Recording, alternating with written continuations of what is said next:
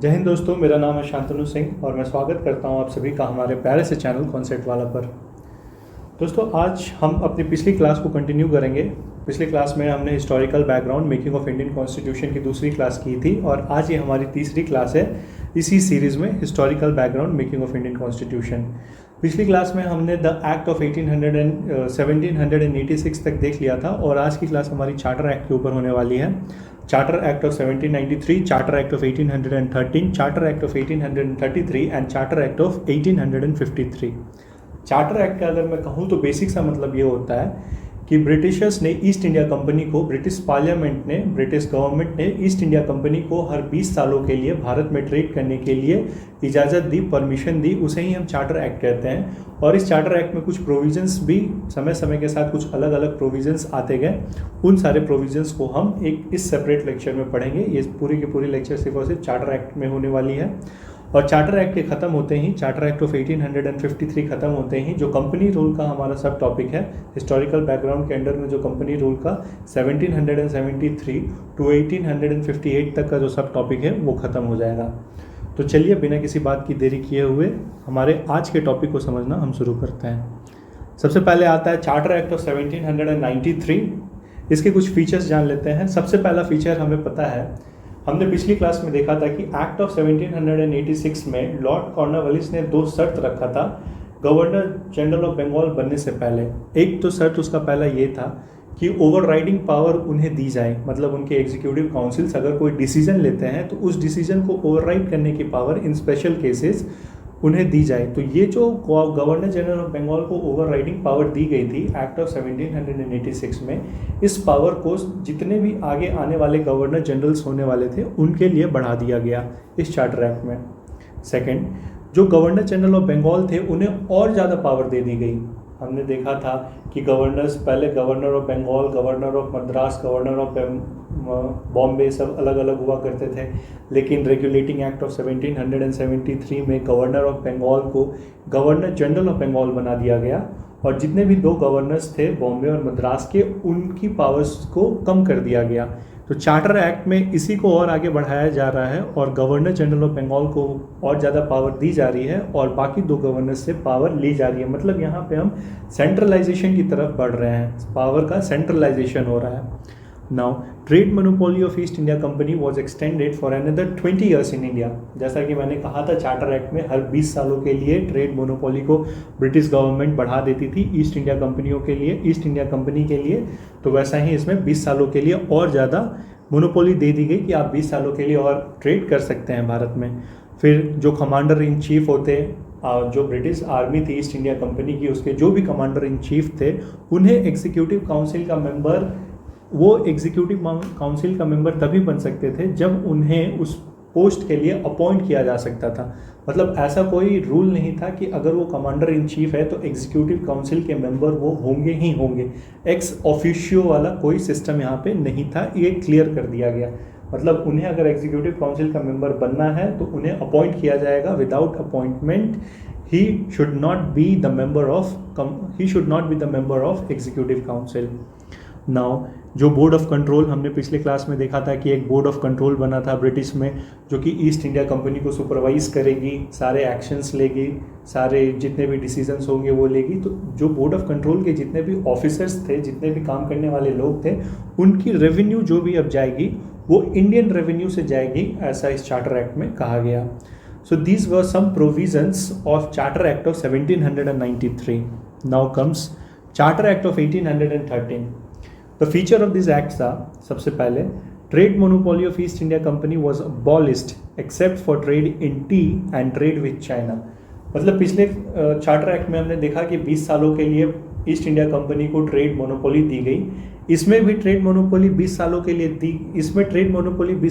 दी गई, लेकिन सिर्फ और सिर्फ चाय में, कि वो चाय में ट्रेड कर सकते हैं। चाय के सेक्टर में और कोई दूसरी कंपनी ट्रेड नहीं कर सकती है और चाइना के साथ ट्रेड में मोनोपोली उन्हें दी गई। बाकी जितने भी सेक्टर्स थे, जैसे टेक्सटाइल हो गया और भी अदर सेक्टर्स हो गए, इंडस्ट्रीज हो गया, उन सारों में ट्रेड मोनोपोली को ख़त्म कर दिया गया। मतलब कहने की बात है कि चार्टर एक्ट ऑफ 1813 में अदर जो ब्रिटिश की कंपनीज थी ये तो ईस्ट इंडिया कंपनी एक पर्टिकुलर कंपनी थी, और भी ऐसी कंपनीज होंगी जो भारत में ट्रेड करना चाहती होंगी। तो और जो अदर कंपनीज थी ब्रिटिश की, उन्हें ये परमिशन अब दिया जाने लगा कि वो भी भारत में जाके ट्रेड कर सकते हैं। बट इस एक्ट में जो ट्रेड मोनोपोली थी वो ईस्ट इंडिया कंपनी को दी गई थी चाय के लिए और चाइना के साथ ट्रेड के लिए, बाकी सब में ख़त्म कर दिया गया। सेकेंड, जो क्रिश्चियन मिशनरीज थी, जितने भी ब्रिटिश के क्रिश्चियन मिशनरीज थे, उन्हें परमिशन दिया गया कि वो भारत में जाके अपने स्पिरिचुअल लर्निंग्स को प्रमोट कर सकते हैं, स्पिरिचुअलिटी को प्रमोट कर सकते हैं। Next, western education. हम इंडियंस जितने भी थे वो एंशियंट कल्चर को फॉलो करते थे, हम वेद्स को पढ़ते थे, हमारा कल्चर एंशियंट हुआ करता था। हम इंडियंस अपने कल्चर हम इंडियंस अपने एंशियंट कल्चर को, अपने कल्चरल एजुकेशन को फॉलो करते थे। लेकिन यहाँ पे चार्टर एक्ट ऑफ 1830 में क्योंकि ब्रिटिशर्स यहाँ पे आए, यहाँ पे सेटल हुए, रहने लगे, इनकी भी फैमिली यहाँ पे बनने लगी, इन कारणों से इन्हें लगा कि अब हमें भी यहाँ पे कुछ चेंजेस लाना चाहिए एजुकेशन सेक्टर में भी। तो जिसके कारण इन्होंने परमिशन दिया कि वेस्टर्न एजुकेशंस को और ज़्यादा अब भारत में प्रमोट किया जाएगा। और इसमें चार्टर एक्ट ऑफ 1813 में पहली बार लोकल गवर्नमेंट को इंट्रोड्यूस किया गया। लोकल गवर्नमेंट को इसलिए इंट्रोड्यूस किया गया ताकि वो लोकल गवर्नमेंट वहाँ के लोकल नेटिव्स से टैक्स को कलेक्ट कर सके। और एक और पावर दी गई, टैक्स कलेक्शन के साथ साथ एक और पावर इन्हें दी गई कि अगर कोई नेटिव वहाँ के अगर टैक्स नहीं देते हैं तो this local government is capable of punishing them, मतलब ये उन्हें पनिश भी कर सकती थी। तो ये दो पावर लोकल गवर्नमेंट को दी गई, पहले तो टैक्स कलेक्शन की एंड दूसरी अगर टैक्स वो नहीं देते हैं तो पनिश करने की power. So this was the Charter Act of 1813. Now next comes Charter Act of 1833.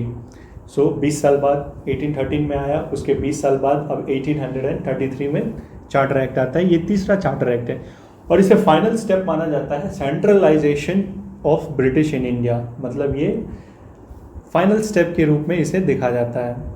ये देखते हैं इसके क्या फीचर्स हैं चार्टर एक्ट के। तो सबसे पहला फीचर लैंडमार्क फीचर है। जैसा हमने देखा था रेगुलेटिंग एक्ट ऑफ 1773 में, पहले जो गवर्नर ऑफ बंगाल थे उन्हें गवर्नर जनरल ऑफ बंगाल बना दिया गया और पहले गवर्नर जनरल ऑफ बंगाल थे वॉरेन हेस्टिंग्स। वैसे ही चार्टर एक्ट ऑफ 1833 में पावर का और ज़्यादा सेंट्रलाइजेशन करते हुए गवर्नर जनरल ऑफ बंगाल को गवर्नर जनरल ऑफ इंडिया बना दिया गया। गवर्नर जनरल ऑफ इंडिया का मतलब क्या होता है यहाँ पे, मतलब अब ये हुआ कि जितनी भी ईस्ट इंडिया कंपनी की पोजीशंस थी, जो कि ब्रिटिश पोजीशन अब से पहले तक कहलाती थी, अब उसे गवर्नमेंट ऑफ इंडिया, भारत का नाम दे दिया गया। भारत सरकार का नाम इस पर्टिकुलर एक्ट में दिया गया। यहाँ से गवर्नमेंट ऑफ इंडिया की शुरुआत होती है और governor of Bengal, governor general of Bengal को गवर्नर जनरल ऑफ इंडिया, मतलब पूरे भारत पे शासन करने के लिए एक पर्टिकुलर आदमी को चूज़ किया गया एज अ हेड। जितनी भी मिलिट्री और सिविल पावर्स थी, गवर्नर जनरल, जितनी भी मिलिट्री और civil powers governor general of India को दी गई, वो पूरे के पूरे भारत पे लागू होने लगी।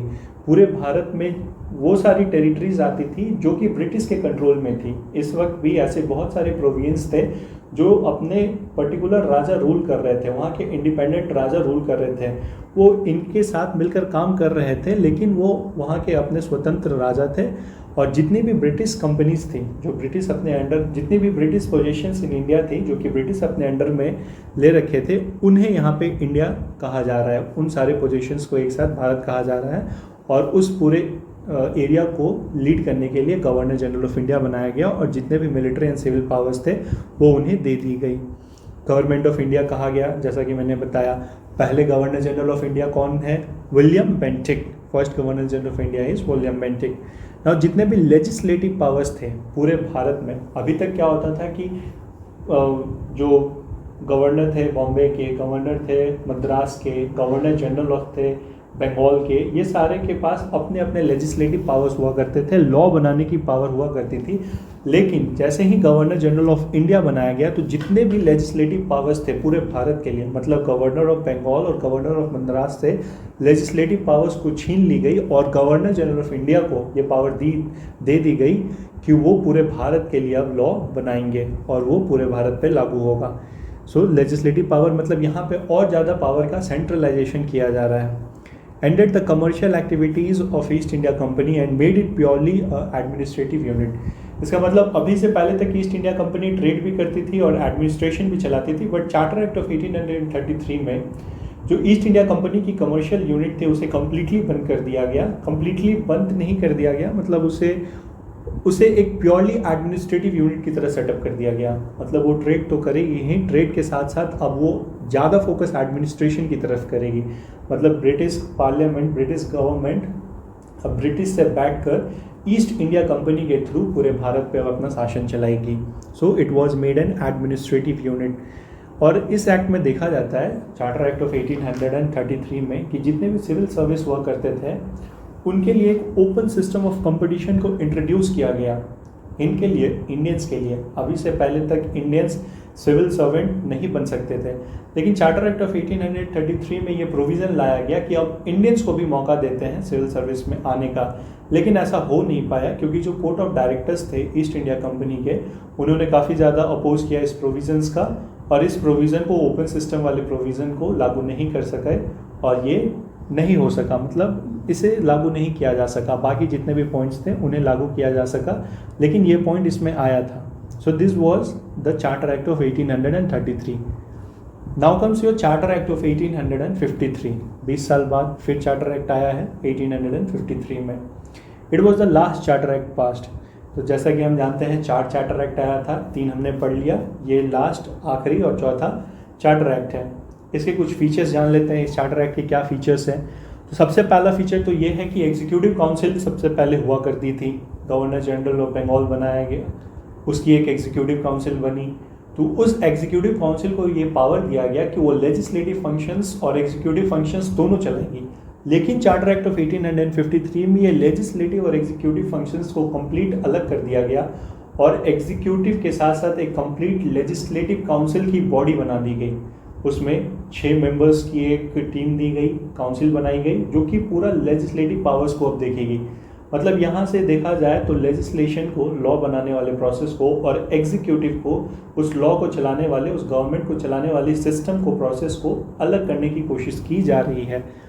नाउ जो लेजिस्लेटिव काउंसिल बनी थी उसका नाम था इंडियन सेंट्रल लेजिस्लेटिव काउंसिल, और जो इंडियन सेंट्रल लेजिस्लेटिव काउंसिल बनी थी उन्हें मिनी पार्लियामेंट बोला जाता था, because it was the same procedure, it has adopted the same procedure as the British parliament. मतलब जैसे ब्रिटिश पार्लियामेंट काम करती थी, सेम उसी तरीके से ये जो लेजिस्लेटिव काउंसिल है ये काम करने लगी, इसलिए इसे मिनी पार्लियामेंट का भी नाम दिया गया। नाउ जैसा कि हमने पिछले वाले चार्टर एक्ट में देखा था 1833 वाले में, कि ओपन कंपटीशन लाया गया था सिविल सर्विस पोस्ट के लिए, इंडियंस के लिए, लेकिन उसे लागू नहीं किया जा सका। लेकिन अब 20 साल बाद 1853 में उस प्रोविज़न को दोबारा से लाया गया और इस बार उसे लागू भी कर दिया गया। मतलब नाउ जितने भी इंडियंस थे they were able to join civil services through open competition. मतलब उन्हें भी मौका दिया जाने लगा, इंडियंस को भी मौका दिया जाने लगा कि अब वो भी सिविल सर्वेंट्स बन सकते थे और एक अच्छी पोस्ट पर रहकर अब वो भारत के शासन को चलाने में ईस्ट इंडिया कंपनी की मदद कर सकते थे। नाउ नेक्स्ट पॉइंट क्या है चार्टर एक्ट ऑफ 1853 का, कि जो कंपनी रूल, अभी से पहले तक हमने क्या देखा था कि हर 20 साल के लिए चार्टर एक्ट को दिया जा रहा था, लेकिन चार्टर एक्ट ऑफ 1853 में ये 20 साल वाली जो प्रोविज़न थी कि 20 सालों के लिए हम आपको परमिशन दे रहे हैं, इसे बताया ही नहीं गया। मतलब अब कितने साल के लिए परमिशन दे रही है British government, it was not specified in this charter act. इसका ये मतलब होता है कि अब ब्रिटिश गवर्नमेंट जब चाहे तब ईस्ट इंडिया कंपनी से पूरी पावर छीन सकती थी और पूरी की पूरी कंट्रोल अपने हाथ में ले सकती थी। मतलब यहाँ से ईस्ट इंडिया कंपनी के ख़त्म होने की, ईस्ट इंडिया कंपनी के एडमिनिस्ट्रेशन की, मतलब यहाँ से जो ब्रिटिश पार्लियामेंट है वो अपने आप को और ज़्यादा मजबूत करने की कोशिश कर रही है। It introduced the representation of local native Indians. यहाँ पे इंडियंस नहीं होगा दोस्तों, क्योंकि इंडियंस के लिए अभी तक कोई भी पोस्ट लेजिस्लेटिव काउंसिल में और एग्जीक्यूटिव काउंसिल में नहीं लाया गया है। ये गलती से यहाँ इंडियंस टाइप हो गया है, इसे आप करेक्ट कर लीजिएगा, यहाँ इंडियंस नहीं होगा। जितने भी यहाँ पे लोकल नेटिव्स थे ब्रिटिशर्स के, जैसे ब्रिटिश तो काफ़ी दिनों पहले से 1600 AD से भारत में आके रह रहे हैं, तो इसमें कहा गया कि अब जो लेजिस्लेटिव काउंसिल बना है, नया लेजिस्लेटिव काउंसिल इस एक्ट में बनाया गया, उसमें 6 मेंबर्स होगी। तो उस 6 मेंबर्स में जो 4 मेंबर होंगे वो लोकल ब्रिटिशर्स होंगे, जो भारत में 10 साल 20 साल रह चुके हैं, क्योंकि वो भारत की सिचुएशन को अच्छे से समझेंगे। इसीलिए यहाँ पे जो लोकल नेटिव ब्रिटिशर्स थे उनके लिए यहाँ पे ये प्रोविज़न लाया गया कि 6 मेंबर्स में 4 लोकल रहेंगे और 2 ब्रिटिशर्स जो कि इंग्लैंड से आएंगे वो रहेंगे। So out of 6 members of the governor general's legislative council, 4 to be appointed by local provincial government of Madras, Bombay, Bengal and Orissa. जैसा कि मैंने बताया कि जो भी लोकल प्रोविंस थी, मद्रास, बॉम्बे, बंगाल, उड़ीसा, वहाँ से लोकल ब्रिटिशर्स होंगे, ब्रिटिश से आए हुए, क्योंकि ब्रिटिशर्स जो नए नए आएंगे उन्हें क्या पता है कि भारत का कल्चर कैसा है, भारत का रहन सहन कैसा है, किस तरीके से यहाँ पे काम करना चाहिए। इसलिए ये जो लेजिस्लेटिव काउंसिल का फंक्शन क्या है, लॉ बनाना। तो अब वो लॉ भारत के लिए बनाएगी, भारत के लोगों के लिए बनाएगी। अब भारत के लोगों को क्या चाहिए, किस तरीके से लॉ यहाँ पे काम करेगी, वो जो यहाँ पे नेटिव रह चुके हैं पहले से ब्रिटिशर्स, उनको ज़्यादा जानकारी होगी। इसीलिए यहाँ पे ये प्रोविज़न लाया गया। So this was the end of all the charter act we have studied. Charter Act of 1793, Charter Act of 1813, Charter Act of 1833 and Charter Act of 1853। इसी चार्टर एक्ट के ख़त्म होते ही हमारा जो कंपनी रूल का सब टॉपिक था 1773 to 1858, वो सब टॉपिक ख़त्म हो जाता है। और जो नेक्स्ट हमारा टॉपिक होने वाला है हिस्टोरिकल बैकग्राउंड में, कि हमारा कॉन्स्टिट्यूशन कहाँ से बना, उसकी हिस्ट्री कहाँ से है, that is the crown rule. हमारा नेक्स्ट सब टॉपिक आता है, जो कि 1858 से 1947 तक चलता है। अप्रॉक्स अराउंड 90 ईयर्स ये रूल चलती है क्राउन की, और 1947 के बाद हमें आज़ादी मिल जाती है। उसके बाद हम अपने कॉन्स्टिट्यूशन के हिसाब से हमारा भारत चल रहा होता है। आशा करता हूँ दोस्तों आप सभी को मेरा यह लेक्चर पसंद आया होगा। अगर आया है तो वीडियो को लाइक करें, ज़्यादा से ज़्यादा अपने दोस्तों में शेयर करें, चैनल को सब्सक्राइब करें, ताकि ऐसी ही कॉन्सेप्चुअल वीडियोस छोटे छोटे टॉपिक्स पे मैं आपके लिए लाता रहूं।